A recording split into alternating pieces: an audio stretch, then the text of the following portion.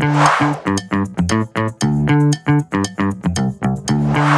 se vini në episodin 12 podcastit Majtas, një hapësirë diskutimi konstruktiv mbi politikat e Majta dhe më gjerë. Sot kam nderin të kem të ftuar zotin Arbian Maznigu, ministër shteti për pushtetin vendor dhe drejtues politik i qarkut Elbasan.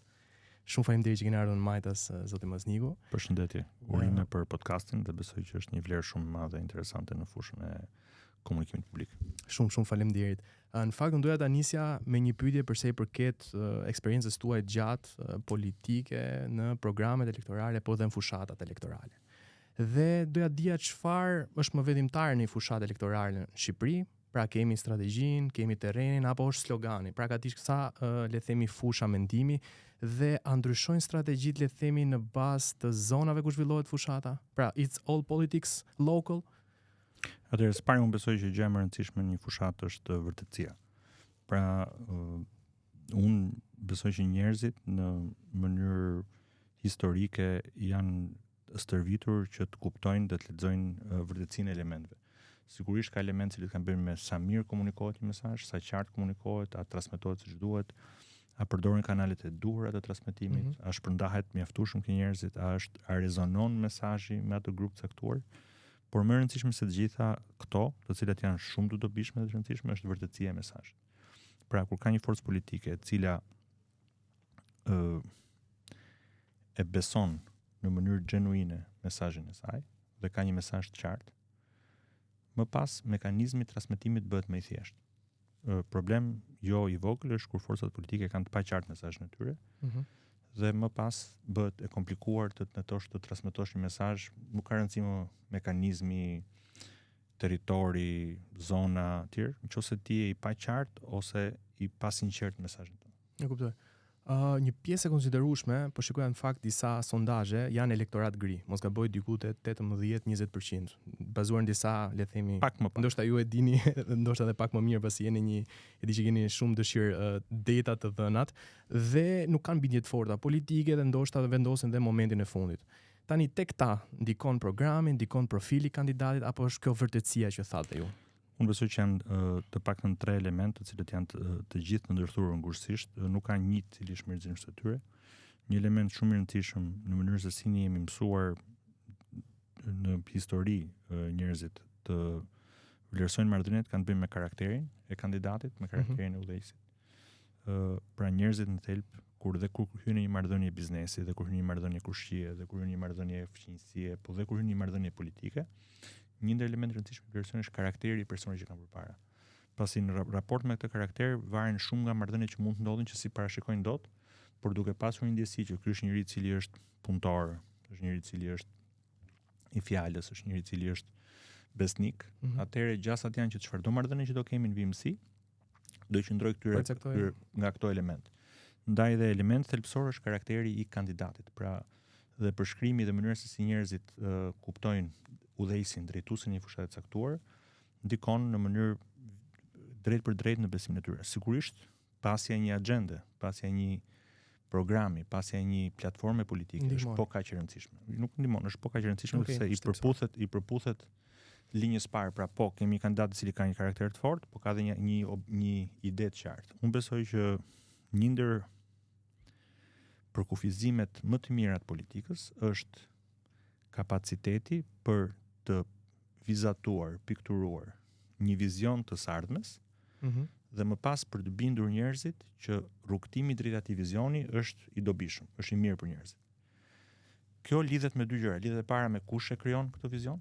Pra se si një udhëheqës politik, Edi Rama thotë, ne do shkojmë drejt Shqipërisë 2030, ne do të ulemi në tryezën e Bashkimit Evropian, do jemi bashkë me Shtetet Unite të tjera, flamuri shqiptar i cili valvitet në Bruksel bashkë me flamurit e tjerë, është një vizion i të ardhme dhe është gjithashtu një tentativë për të thënë që tani secili prej nesh në fusha ndryshme, në ekonomi, në biznes, në shtet, në bujqësi, në arsim, në infrastrukturë, në siguri, duhet bëjmë gjithë punën tonë drejt një vizioni që është përbashkët drejt ku duam të shkojmë. Dhe sigurisht që vizioni është shumë i rëndësishëm. Pasi një vizioni, artikulimi një vizioni, kthjellësimi një vizioni është edhe shumë i rëndësishëm. Sigurisht dhe rezonanca e këtij vizioni me një gjë që njerëzit duan. Pra një gjë e cila i qëndron njerëzve kënaqshëm, për një gjë që njerëzit është e pëlqyeshme për ta. Pra sigurisht mund bësh një vizion shumë të mirë, por që njerëzit thotë unë s'dua këtë. E kuptoj. Pra kombinimi më pas i këtyre tre elementeve besoj që është një ndër strukturat më të shëndetshme të mënyrës se si ecet përpara një fushate. Në fakt, tashmë jemi në dekadë ku mund quhet dhe dekada e, le të themi, epoka digjitale më tepër, pra se kemi rrjete sociale ku shpërndahen gjithmonë më tepër, le të themi, content politik, kemi X-in, Twitter, pra formerly Twitter, kemi këto platforma të cilat në një farë mënyre dhe vetë atë attention spanin që thonin është diku te 7 sekonda, pra vëmendja nuk është më tepër se aq. Si ja bëjmë tashmë për të ndikuar opinionin publik gjatë një fushate kur kemi edhe, le të themi, të komunikimin digital, të digitalizimin, le të themi, të fushatës. Unë e di që kjo do jetë ndoshta kontroversiale që them unë, po unë besoj që në historinë e njerëzimit mekanizmat e komunikimit kanë ndryshuar rregullisht. Pra dikur ne s'kishim as radio as televizor. Jo. As shkruanim, dhe gjithë komunikimi ishte i bazuar ke fjala. Ne i tregonim histori njëri tjetrit, me historive tregonim histori të gjërave që kishin shkuar, gjëra që do ndodhin, tregonim ngjarje dhe kemi besime fetare, besime kulturore, mënyra si strukturohet një shoqëri, të cilat ishin ndërtuar bazuar në fjalën e gojës. Do të them avash, do ta shifshe njeriu në fytyrë në fytyrë, besime gjithë me radhë. Më pas kur shtyp shkrimi, u bë shumë e shpejtë. Njerëzit kishin mundësi që ta lexonin një histori me mijëra kopje. Bibla në fakt. Bibla, libra të tjerë të rëndësishëm që shtypeshin me shumë kopje dhe shpërndaheshin. Kjo kërkonte një element që kërkonte njerëzit që të dinin të lexonin. Pra përveç se dikush që dinte ta shkruante, duhet të dikush që dinte ta lexonte, po kjo shpejtoi mënyrën e komunikimit. Më pas kur doli radio, njerëzit tani mjafton të kishin një kuti në shtëpinë e tyre, të ndiznin dhe dëgjonin zërin e udhëheqësit diku Churchillit që fliste për luftën nga BBC-a dhe i fliste gjithë Evropës për mënyrën se si duhet bashkoheshim kundra një lufte të një armiku të madh që ishte nazizmi i kohës. Më pas me televizorin, ndron gjërat se nuk lideri nuk e dëgjoje thjesht, kishte mundësi ta shifje gestikulacionin, fytyrën, qeshte, lëvizte, ishte i madh, ishte i vogël. Rasti i famshëm i Kennedys, Rasti i famshëm i Kennedys me fushatën. Sot kemi një mekanizëm tjetër shumë të rëndësishëm, që është mediat sociale, të cilat i japin mundësinë çdo njeriu të jetë në të njëjtën kohë dërgues mesazhi dhe marrës mesazhi. Deri tani në fakt në shumicën e rasteve ne kishim si ke gazeta, si ke radio, si ke televizioni, po dhe ke interneti i fazës së parë. Okej.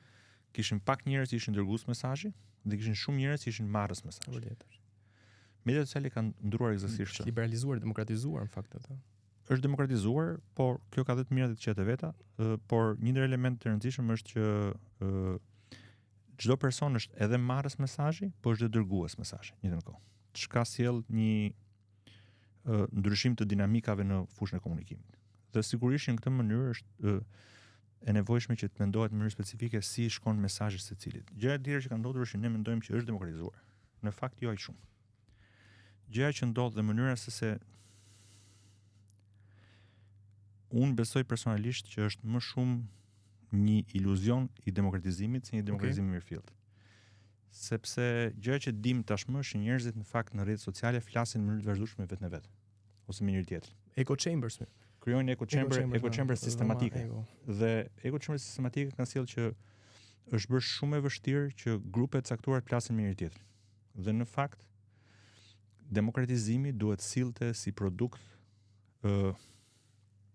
krijimin e më shumë linjave të mesme.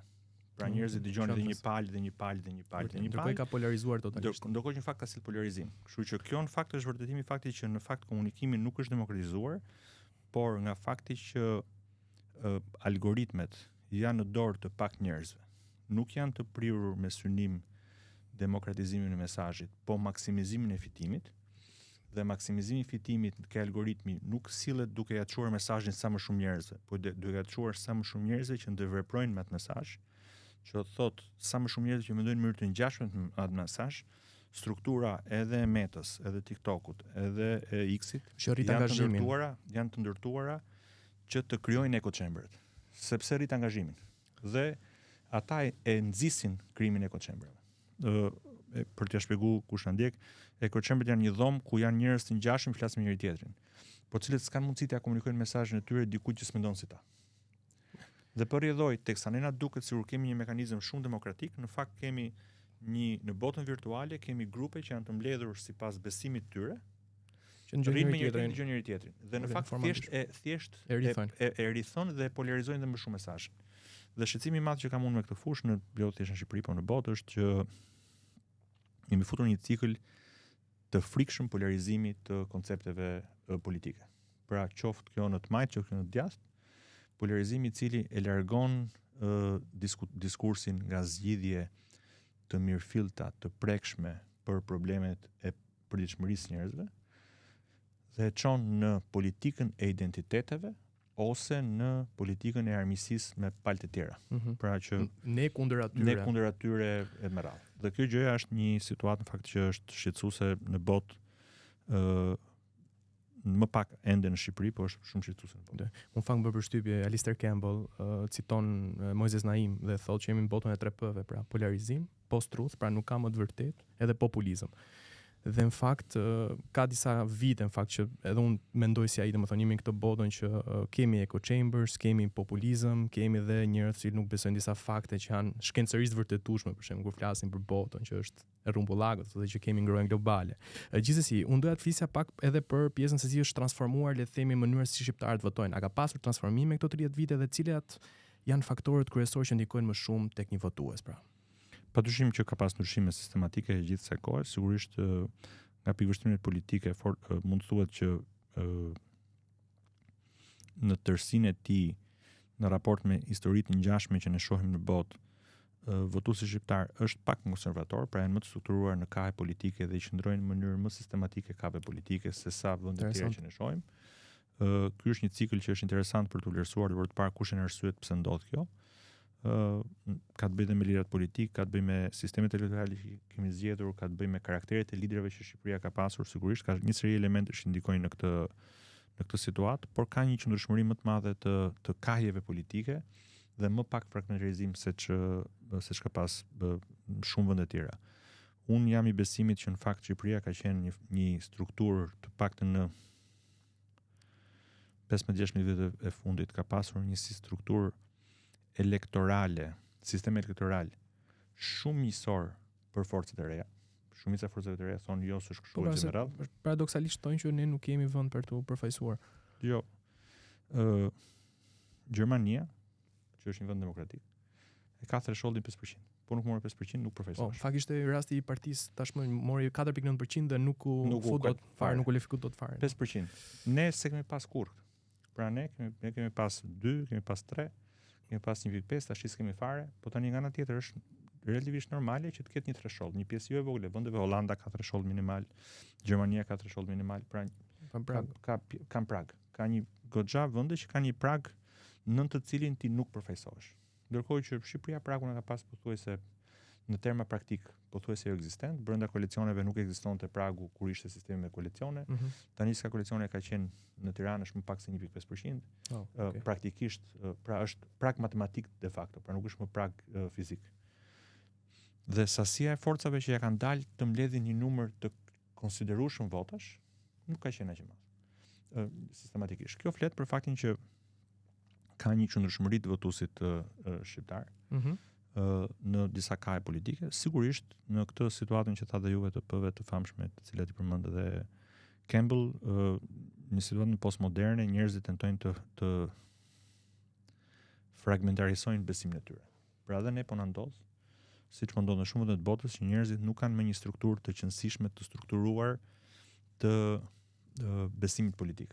Pra logjika është që kur ti ishe i majt, po bashkë me këtë vinin paket 7-8 besime të caktuara. Pra ti thosh je i majt, besoj ke shteti i madh, besoj ke taksat e taksa progresive më të larta për bizneset, besoj ke demokracia sociale, ke ekologjia, gjithë me radhë. Profesimi gjinor i barabartë etj. etj. Tani ne po shohim gjithmonë më shumë që ka njerëz që kanë mozaik besimesh. Pra cherry picking mund zgjedhin. Zgjedhin disa besime. Pra thotë po un jam për shtet madh, por dua një familje konservatore. Ose është një që thotë që jo, un jam liberal nga ana strukturës familjes dhe orientimeve seksuale, por un jam për një shtet vogël dhe jam për taksa të vogla. Pra ose un jam besoj dhe ke një agjendë gjelbër, po edhe ke përdorimi i naftës.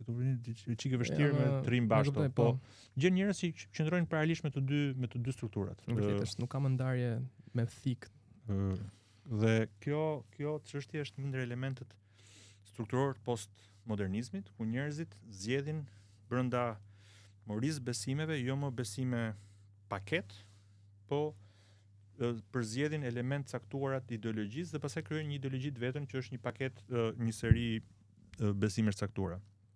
Kjo ndikon eventualisht dhe ke përzgjedhja pastaj e forcës politike që potencialisht i prezanton ose përfaqëson më mirë këto koncepte, këto besime dhe këto gjëra. Pra, dhe kështu që nga ky pikëvështrim bota po futet në një erë interesante të riajustimit politik në raport me këtë gjë. Pra, dhe koncepti ideologjive, dhe koncepti i komunikimit, dhe koncepti i tipologjisë liderave, dhe koncepti i pozicionit tradicional të majtës së djathës është i gjithë duke ndryshuar në botë, kështu që jemi në mallkimin apo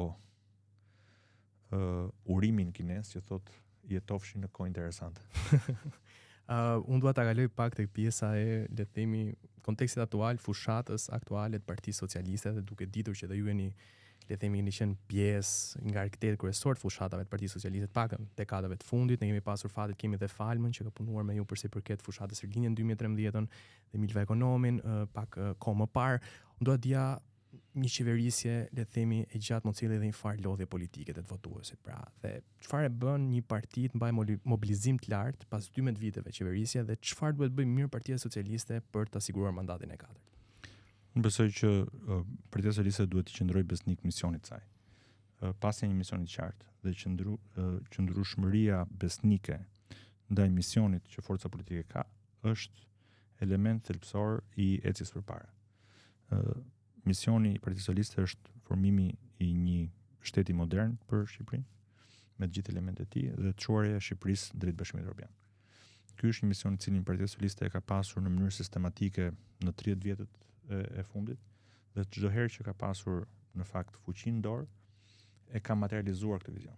Pra në mënyrë sistematike modernizimi i shtetit, përmirësimi i strukturave institucionale, krijimi i një sistemi më të qëndrueshëm, më të qëndrueshëm, populli thotë kur janë socialistë në pushtet bira shtet, dhe ecja përpara në mënyrë të qëndrueshme drejt një vizioni të përbashkët që është integrimi evropian dhe të vlerave perëndimore që Shqipëria i ka pjesë të ADN-së së saj. Siç thoshin rilindasit në Shqipëri, dielli lind nga perëndimi dhe në këtë mënyrë ne dielli i Shqipërisë është perëndimi dhe shtyrja nga lindja. Shtyrja e 500 vjet. Eksaktësisht, dhe shtyrja e të gjithë vlerave që nga mënyra si formohet shteti, ke mënyra se si funksionojnë institucionet publike, ke mënyra se si ofrojnë shërbimet, ke aspiratat kulturore që Shqipëria ka, dhe shtyrja e kësaj agjende drejt perëndimit ka qenë një çështje e cila është e qëndrueshme, e qëndrueshme e Partisë Socialiste. Dhe qëndrimi besnik ke ky mision besoj që është momenti nga ku vjen forca e Partisë Socialiste.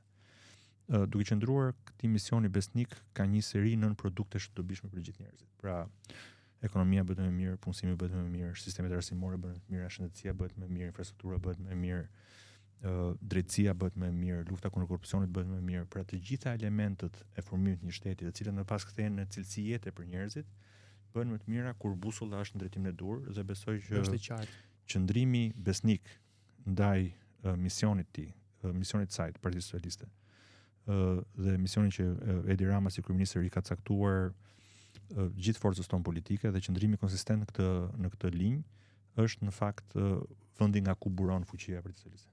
Interesant. Mua në fakt vjen mirë që Partia Socialiste nuk ka rënë në këtë prejon e populizmit, pasi kam dëgjuar disa, le të themi, parti të tjera që për shembull, me fakte konkrete që diskutonin ulje taksash dhe dyfishim të pagave publike. Pra, në sensin ekonomik, si një ekonomist, kjo nuk bën sens, pra do ulim, le të themi, buxhetin, do rrisim shpenzime. Kështu që për sa i përket kësaj, mendoj që Partia Socialiste të paktën ecën me këmbë tokë për sa i përket edhe pjesës ekonomike dhe le të themi asaj që premton ekonomikisht. Ne tashmë do futemi me një rubrikë e cila, le të themi, janë pyetje të shpejta, për përgjigjet mund të merrni kohën tuaj, domethënë mund mos jeni aq të shpejta, por janë 5-6 pyetje në cilat ne do kishim qejf të kishim përgjigje nga ju.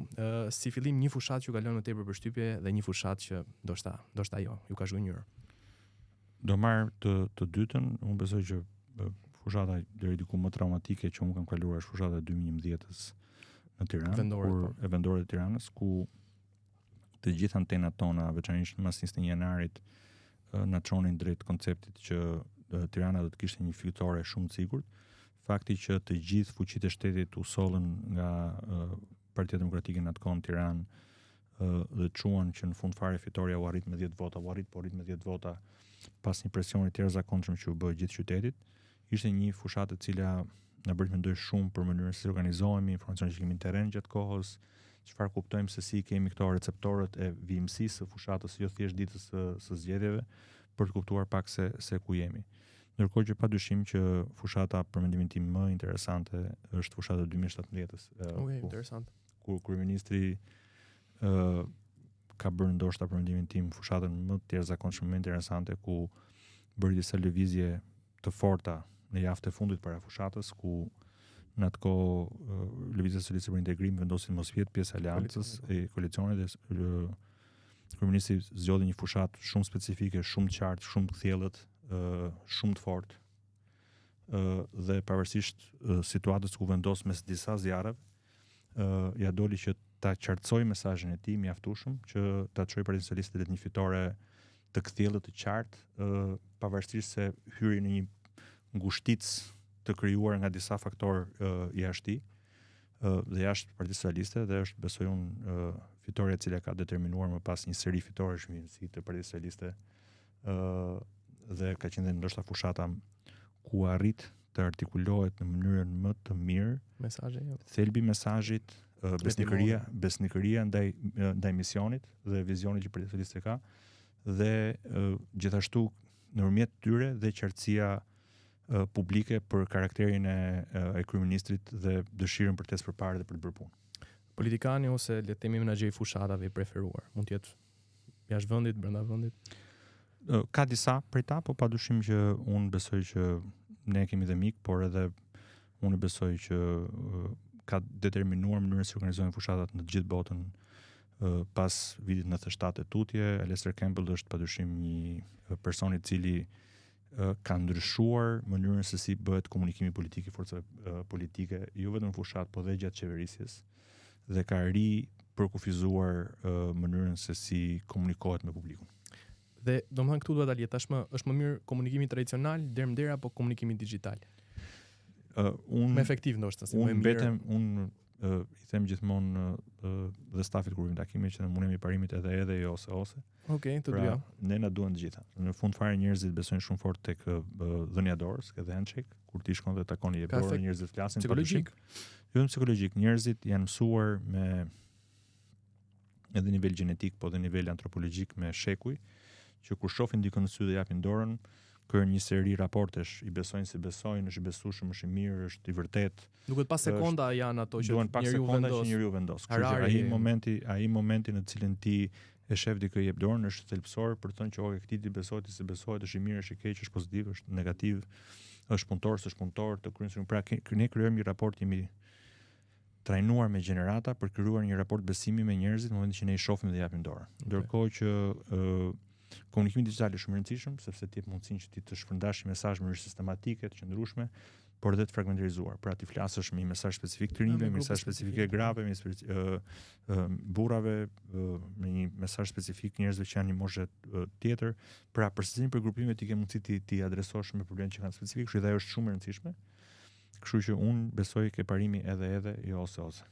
Një gabim që duhet shmangur në çdo fushatë elektorale? Unë besoj që gabimi që duhet shmangur në çdo fushatë elektorale është si e themi shqip, vetë siguria. Pra ndjesia që njerëzit na duan, kjo është e thënë, kjo është e bërë, kështu do jetë gjithë me radhë. Unë besoj që çdo fushatë është një moment shumë i rëndësishëm ku njerëzit dhe forcat politike kanë detyrën të rikthehen tek njerëzit, t'i shohin në sy, të flasin me ta, të kuptojnë problemet që kanë, të riajustojnë pozicionin e tyre në raport me problemet që njerëzit kanë, dhe ta bëjnë të ushtrim në mënyrë sistematike pavarësisht çfarë ndodh me forcën kundërshtare. Pra, duke bërë një bisedë me njerëzit, kush janë problemet që ju keni, kush është hallet, si mund të zgjidhim këto probleme, si mund të gjejmë një si mund ta përqasin pozicionin tonë që ti afrohet më shumë afër shqetësimit që njerëzit kanë. Atëherë kjo e mban një forcë politike të shëndetshme dhe e mban që ta freskojnë në sistematike mesazhin e saj para prej faktit që ne kemi qenë e do jemi. Kjo është një gjë e cila është rreziku më i madh që i vjen një forcë politike, veçanërisht kur një forcë politike që bën garën nga pozicioni i pushtetit. Ne pret mandatin e 4, le të themi. Çfarë duhet bëjë ndryshe Partia Socialiste nëse ka diçka që duhet bërë ndryshe këto zgjedhje? Unë besoj që pasi është bërë një punë shumë e mirë me vonë emigrantëve, ky është momenti që e gjithë struktura e Partisë Socialiste dalin në terren të flasi derë në derë me njerëzit. Jo thjesht në takime, po derë në derë, ti bie çdo derë të flasi, dëgjoj njerëzit dhe të adjustoj komunikimin publik dhe mesazhin në raport me shqetësimet që njerëzit kanë. Duke parë le të themi lëvizjet e fundit politikën shqiptare, si e konsideroni rolin e këtyre konsulentëve të huaj? Janë strateg, janë lobist apo çfarë impakti kanë vërtet në Dëgjoj, një person i cili ka bërë disa fushata ka krijon një aftësi specifike për të tentuar, për të ndihmuar, për të adjustuar pak më mirë ose për të taruar është fjala shqipe, më mirë mesazhin, në mënyrë më efektive mesazhin. Kështu që padyshim që disa njerëz që janë specializuar për ta bërë këtë punë, ndihmojnë që duke parë pak çështën nga jashtë të tarojnë pak më mirë mesazhin. Por në fund fare unë besoj shumë fort ke produkti. Pra, një produkt mirë, pastaj sigurisht që mund ta shesësh pak më mirë ose pak më keq, sepse siç thotë shpreha e famshme, quhet në fushat e komunikimit politik, quhet putting lipstick on a pig. Buskuqja ke derë funksionon asnjëherë. Pyetja e fundit, sa mandate mendoni se mund të marrë Partia Socialiste 2025? Unë besoj që sot sur zgjedhjet bëshën nesër, Partia Socialiste do merrte midis 78 dhe 81 mandate. Okej, wow. Okej. Shumë faleminderit Argan, shumë faleminderit për kohën. Jemi shumë të kënaqur që të kishim Majtas edhe suksese. Faleminderit.